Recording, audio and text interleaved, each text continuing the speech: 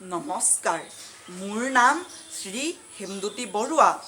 মোৰ বয়স 13.5 বছৰ। মই তিনিচুকীয়া জিলাৰ কাকপথাৰত বাস কৰোঁ। মই এটি কবিতা আবৃত্তি কৰিবলৈ লৈছোঁ। কবিতাটিৰ নাম বিষ্ণু ৰাভা এতিয়া কিমান ৰাতি। কবি বীৰেন্দ্ৰ কুমাৰ ভট্টাচাৰ্য। বিষ্ণু ৰাভা এতিয়া কিমান ৰাতি, তুমি হাৰে আছা, হাৰে আছোঁ আমি, আৰু হাৰে আছে প্ৰীতি।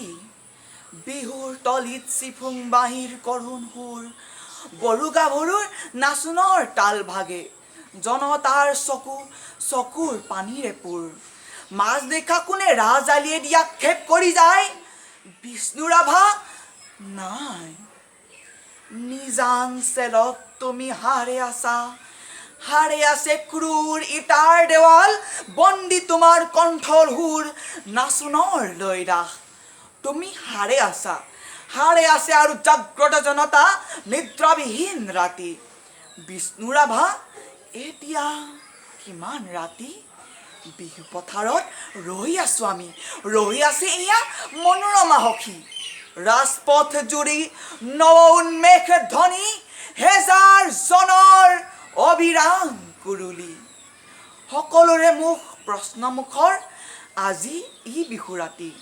কাৰাগাৰৰ দ্বাৰ কেতিয়া মুকলি হ'ব, বন্দী সৃষ্টিয়ে কেতিয়ানো প্ৰাণ পাব। প্ৰাণহীন আজি গীত মাত সুৰ, প্ৰাণহীন বিহুতলী। বন্দী শিল্পীৰ বেদনাত জাগে ৰঙা জীৱনৰ উন্মাদনা, সঁচা আবেগৰ ৰোল। মাজনিশা কোনে মৰিশালী জুৰি চিঞৰি উঠে, কল্লোল বন্ধু জীৱনৰ কল্লোল। দাস কেপিটেল 11 পৃষ্ঠা বাকী, মাজনিশা কোন ত্ৰিনয়নে পঢ়ে।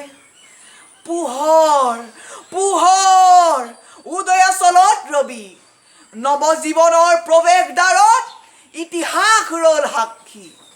ধন্যবাদ।